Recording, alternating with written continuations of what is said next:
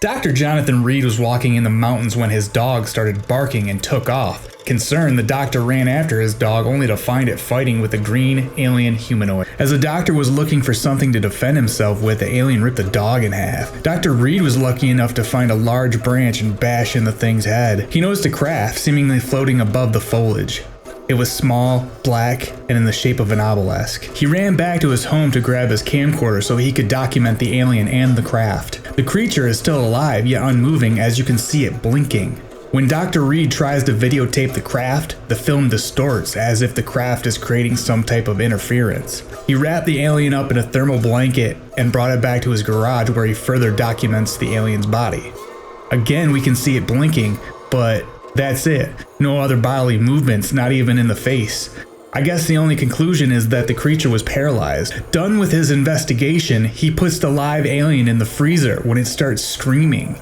He was afraid the body would rot even though it was still alive. Like with most cases involving alien encounters, Dr. Reed was hounded by ominous people who found out about his possession of the body and wanted him to hand it over, along with a piece of mystery jewelry known only as the Link artifact. This artifact was even alleged to have been analyzed by metallurgists/chemical engineers in Osaka, Japan in 1999. Dr. Reed claims that he used the Link several times and it started to change his body, allowing him access to communicate with an angel/light being known as the Elder. Here is Dr. Reed having a particularly bad or good trip live on the air. Enjoy.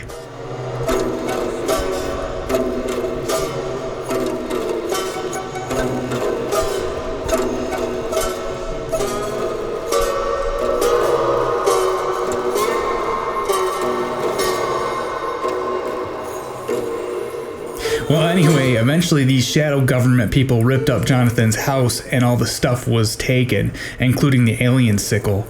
In all my years following this case, I don't think Dr. Reed ever mentioned what happened to the obelisk craft. Maybe it autopiloted back to its own planet, or maybe it was towed. Dr. Reed even claimed to have been shot by these shadow government people, but it is clearly just a bad makeup job. If some seedy section of the government wanted Reed dead, he would be dead. They wouldn't have settled for a pot shot at his shoulder, and Dr. Reed is still out there to this day lecturing on his encounter. I guess you could argue that they have let him stay alive because it would be too suspicious to kill him at this point. I would argue that these shadow people or even special interest groups would not be afraid of killing someone who threatens their livelihood or whatever ideology they stand for. Look at what happened to the guy who invented a car that ran on water, and this guy was way more of a high-profile news figure than Dr. Reed. Ultimately, the UFO community writes Dr. Reed's alien saga off as nothing more than a hoax, and I do too, but damn, it's a good story.